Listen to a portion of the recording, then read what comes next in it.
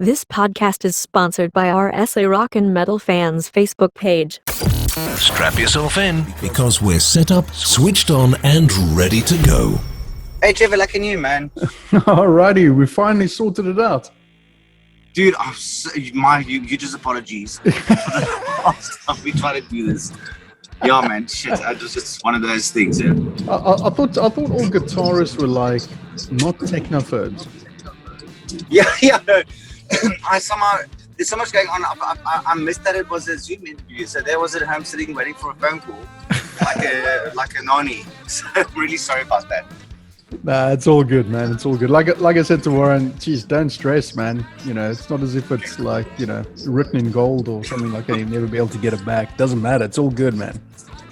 Okay, great. Yeah, but sorry, it was not intentional. Just so you know.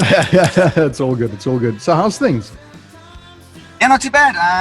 Obviously a bit crazy at the moment because I had a really good kind of end of December and January lined up for shows and kind of get it back into the swing of things, and then it all got kind of yanked from under us again. Yeah. So I'm in survival mode again, I guess. What is Albert Frost's survival tip for COVID? The survival tip would be to basically, if you can bend far enough down to kiss your ass, you should start there. But you know what? I mean, Trevor, what's actually really cool is that it's, it's with the first kind of lockdown scenario. Like I drew on my connections, and you become very resourceful. And it was amazing to kind of see the support that's really out there. Yeah. So that was actually really, really cool for me. So now we're just kind of, trying to keep the boat afloat. Yeah. Because it's just a matter of time, and it will get back to where it was. It's just going to take a while still. Yeah, I've been speaking to quite a few musicians, obviously, and they all pretty much say the same thing. Another year at least at minimum, before anything sort of comes right. Absolutely. So now it's kind of trying to think out of the box and see what one can do to make some money in our industry, which is quite tricky, as you can imagine. But at least I'm actually quite fortunate because I was in the middle of a project when it all happened. So I'm able to release new stuff, which I think is quite special. What is this new stuff? Well, I released my first single on 30th of November. Right. Song called I'm Still Here, and now on Friday on the 22nd we are dropping a song called Everlasting, which is the next kind of push leading up to the launch of the album, which will probably be now in March, I guess. Right. Okay, great. Yeah, I mean, I've obviously heard I'm Still Here. Warren kindly sent that through to me, and obviously it's on Spotify already. Yes. and all the DSPs, so go click like, love, share, do whatever it is that you need to do down in the description below.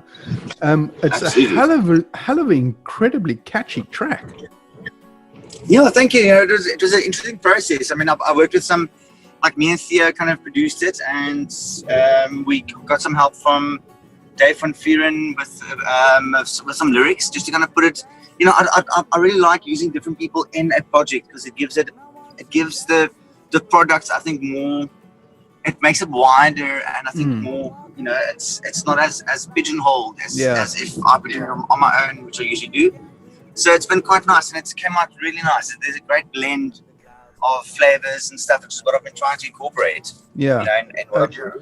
It's extremely radio friendly. So I mean, I can't foresee any problems getting radio play. I mean, even on the independent radio stations, you'll get play regardless of what it is. But do people? Yeah, it's been doing well. Yeah. I mean, do people still push for normal radio play these days? Yeah, absolutely. I mean, for the bigger stations, like the new song has been picked up by Jacaranda, which is obviously kind of, it just puts you in a wider sphere, and it gets your name out, and it's not the sole kind of purpose for releasing singles these days, that's for sure. But what is the purpose of releasing singles then? Well, the purpose is to build your brand. Yeah. So awareness, and also it's a bit of a teaser for when you do drop an album, and that's where you want people to support you, is with the release of a piece of work instead of just necessarily a single. Yeah. And it all builds towards your kind of catalog, and it refreshes your audience. I was just going to Something say, new. how do you refresh yourself? How do you reinvent Albert Frost? After, we're going to go into the history of when it all started for you and the Blues Brews and all that sort of stuff. But how do you now in 2021, sorry, amongst the Yes. COVID and all the madness that's going on, how do you reinvent the wheel? Well, geez, with huge effort and lots of money. Look, you know, for me, I've always been. I mean, I come from a very long history of, you know, of collaborating with people, and I've been in many bands, and it's come to a point now where I really am very comfortable with releasing what I feel like I want to release, and it goes in conjunction with kind of, you know, collaborating with different writers. There'll definitely be some collaborations coming up this year as well. I'm speaking to one or two of my old friends about, you know, revamping some old ideas and kind of things we can do. But essentially, it's you know, it's you have to just keep rolling. It's the weirdest thing. Like I did when the first lockdown happened, I did 10 weeks in a row. I did it every Tuesday. I did a live streaming from my house called the Tuesday Blues Day thing, and it was 10 weeks in a row, and I had to reinvent every week. You have to kind of deliver something else, you know, because you have to reinvent. It's like it's part of the deal, and so I've had a bit of practice. Is it a case of being? Sorry, I was just going to say, is it a case of being an established artist as you are in your own right? A lot easier just to say, well, screw it, I'll just do whatever I want to do, and you know, that kind of thing. Or you still sort of, you know, labels, if you even also signed to a label, I'm not sure, you know, people like Warren at Plug Music Agency, do they say, well, maybe you should try this or that or the other, or you just do whatever you want? Well, I mean, essentially, it's quite tricky because you work up an audience. Like I come from a blues background, so I've built up like that crowd, you know. Yeah. But I mean, my heart's always been in rock, and I have a pop sensibility. I mean, that was prevalent with the two albums I did with Adam Carson's when he went solo, and we co-wrote all this stuff. So now I'm in a place now where I've just gone, you know what, I actually just want to do what I want to do, and I think I've worked myself up to the point where I can, with a free mind, know that no matter how weird or how out of the box it is, people that are expecting something from me, it's still fine because I have a big enough kind of crowd to play with, and people have been so good with the first single, and the second one's going to be like, you know, it's something different again. It's going to be a big surprise for everyone. Okay, yeah. I look forward to hearing the rest of the album, and it's like I say, I'm Still Here is incredibly catchy, and it's foot tapping stuff, and that's cool. But I just want to go back in time now, if we can. You joined the Blues Brews in 1994. Do you recall? Now let's see how good your memory is. Do you recall playing the brass bell around that time, 94, 95? I do very, very well, because I mean that was kind of like, that's my first show with them at the brass bell. I was in fact 14 years old when I jumped onto the stage. That's back in 1992, and you know, it's always special. Like my first big inspiration. At around about that same time, I saw Robin Auld play a show at the brass bell. Around about that same time, 91, 92, playing Red House, that slow blues song by Jimi Hendrix. And I just remember going, you know what, this is possible. I can play guitar like that if I wanted to. And it was quite sweet that it wound up being, you know, and I did many gigs with the Blues Bruiser around from 1994, obviously, but I used to go, from 87, we went to go and see All Night Radio. So now I was only 10 years old, and even that still sticks in my memory. Yeah. So a very, very special place, the brass bell. Yeah, because I remember seeing the Blues Brews there between 94 and 95, and we met back then. Yeah. Oh wow! Okay. Yeah, so I remember being at the brass bell, sitting up in the back of the wall, listening to you guys playing. It's like the sun's coming down. There's a cold beer in hand. It's like beautiful, like awesome music, and I think we had like a 5-second chat or 10-second chat about the music and stuff like that. Jeez. So we met years and years ago. Okay, but, geez, like there was like, I was in standard 9, you know. I mean, how did that come about? With the Blues Bruiser. Okay, Yeah. so what happened is my father was a drummer for the band. He joined the Blues Bruiser in 1989. Wow. And yeah, I mean, I'm also a actually drums is it's my first instrument, and then I learned to play guitar, and through going to places like the Brass Bell and the Smokehouse Blues Club, and there was a great venue in Hartbeespoort in those days as well. I kind of got into playing guitar, and that's kind of where it started. And I've always been kind of egged on to guitar. So yeah, and it's been just kind of like it hasn't stopped since then, I guess. Jeez, suck it. So when was the first time you picked up a guitar then? Yeah, it's 1990. Wow. 1990, I started playing. And like I said, and then me and my father played in the Blues Bruiser together for 5 years before he passed away from cancer in 1999. And then we carried on with the band, you know. So it's all very, very, very. It's actually a great story. It's fantastic that it's. What is the current status of the Blues Bruiser in one shape or form or another? Okay, so what happened was that we carried on with the band after Frank passed away.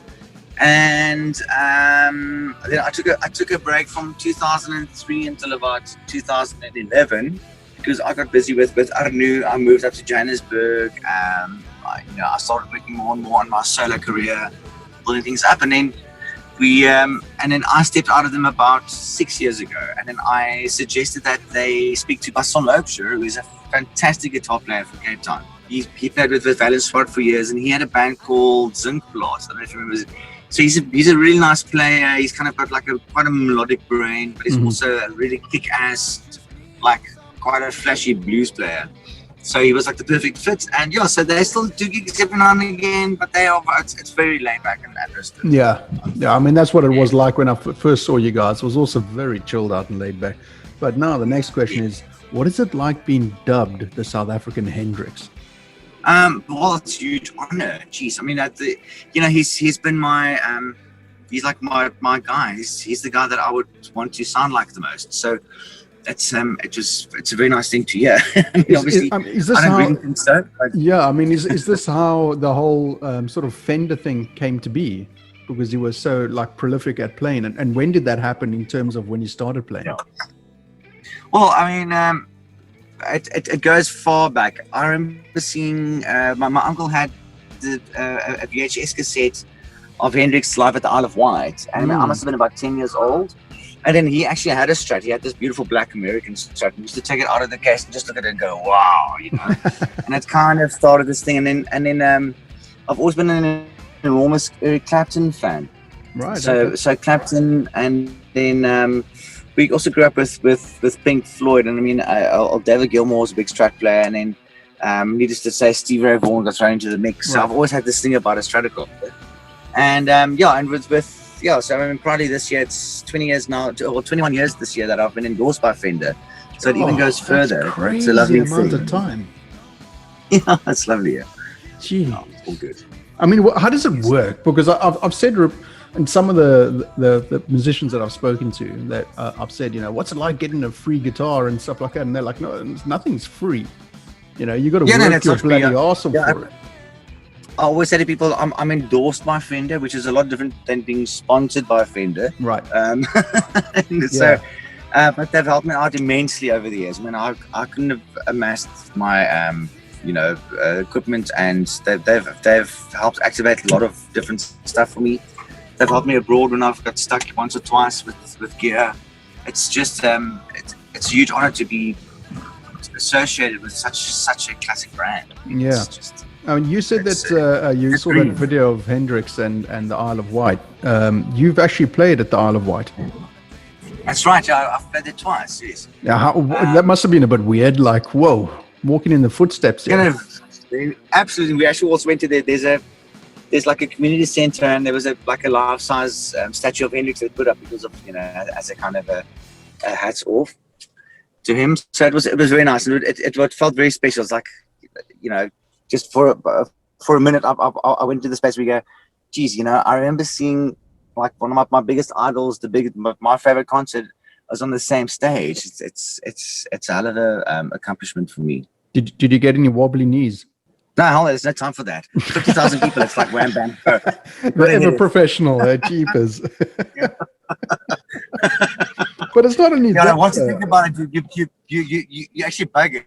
If what would you do? You just kind of freeze. That's not an option.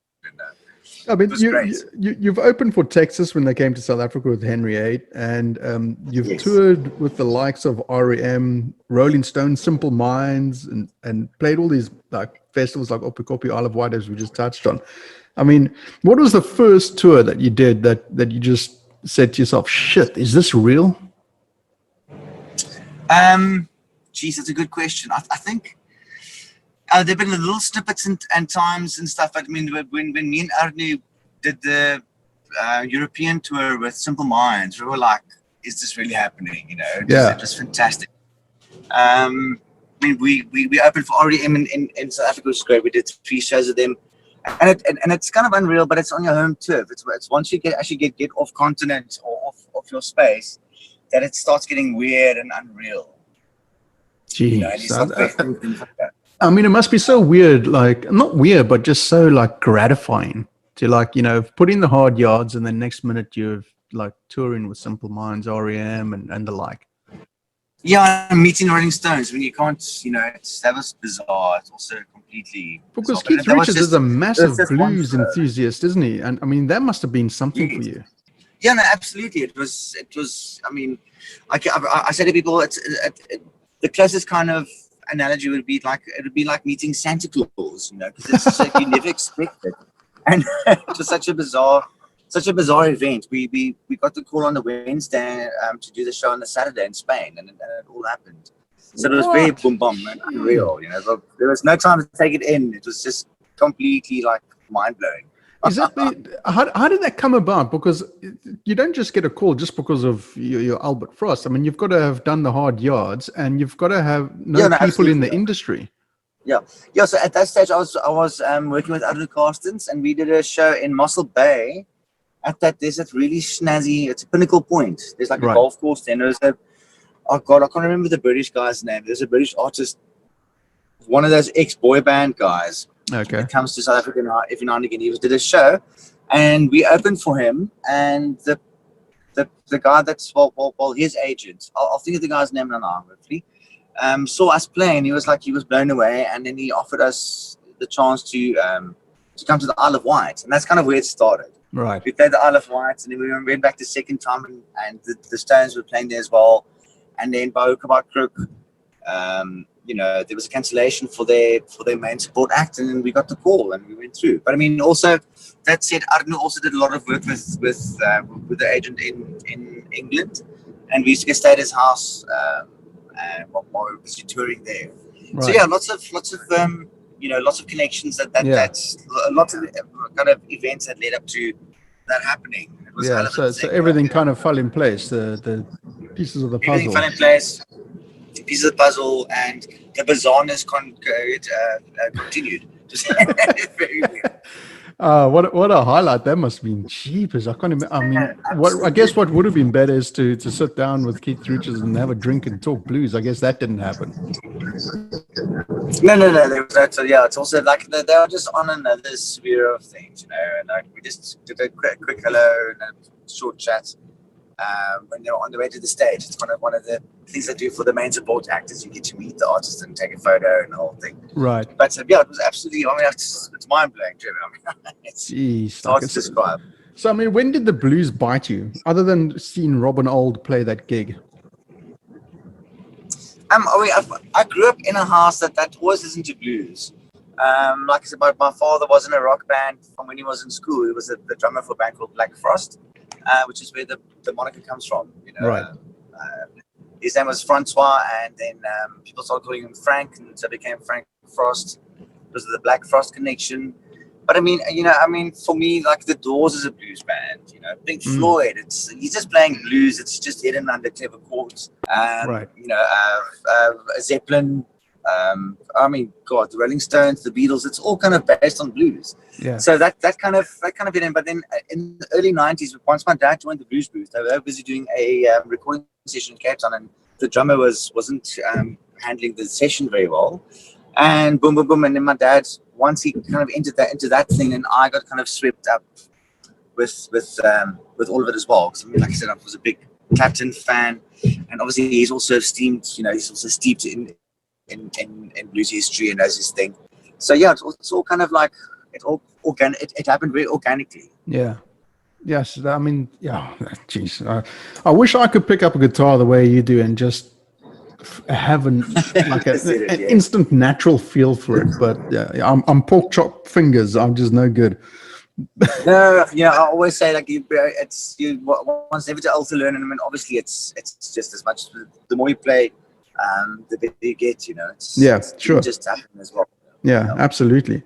So, I mean, there must have been also another highlight for you for winning the SAMA for the Wake Up. That's correct. That was another big part of a big kind of milestone in my life. Just because it's finally there's a like an industry recognition for something that you've done or that you're busy doing, and that was the first album I've done where I decided to do what I wanted to do. I come into the studio and try to create a sound that I thought wasn't out there yet. So it was a long, arduous process. Yeah. And just proof that whatever you put in is what you get out. And I put that sweat and tears into that project. So I was like, I couldn't believe it. I mean, just to be nominated was like I was blown away because it never crossed my mind that I would actually win. So yeah, it's this lovely thing behind my name, and it just garners respect and also opens up doors all over the Absolutely. place. It's amazing. Absolutely correct. Yeah. So, I mean, beside the new album coming out potentially March, what other 2021 plans have you got going on? Well, I'm also part of another group called Wisdom of Movement, which is great because I've been on my own for a couple of years now, and this is an ensemble of a couple of acts. It's kind of, I don't want to throw around a super group, the name is super group, but I mean, it's half of Taxi Violence and half like my act and Yurik that plays the drums.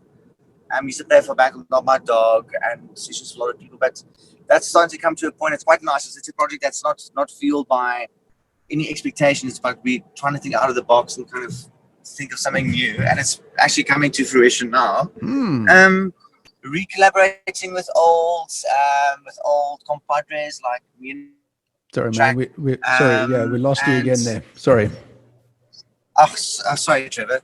No, I said that I'm also me and Arthur Carsons are revisiting the idea of kind of recording something together again, a track or two to possibly do some shows further down the year. Excellent. Yeah, Excellent. so just like I say, just keep pushing. Trying to think of ways to keep it fresh for myself and for the audience. Yeah, absolutely. Well, I mean, I've listened now to on Spotify, just put it on shuffle and just played a couple of tracks of this, that, and the other, and it sounds all fresh to me, man, and that's a good thing. So I'm actually have included "I'm Still Here," the latest single, in my Talk to Trev podcast playlist. So that is there. That'll also be in the description below. So no, absolutely, it's a beautiful song, man. So obviously, with all the touring that you've done and all the people that you've met and so on, you must have some funny tour tales. Oh, I do. However, I'm in a car full of kids right now.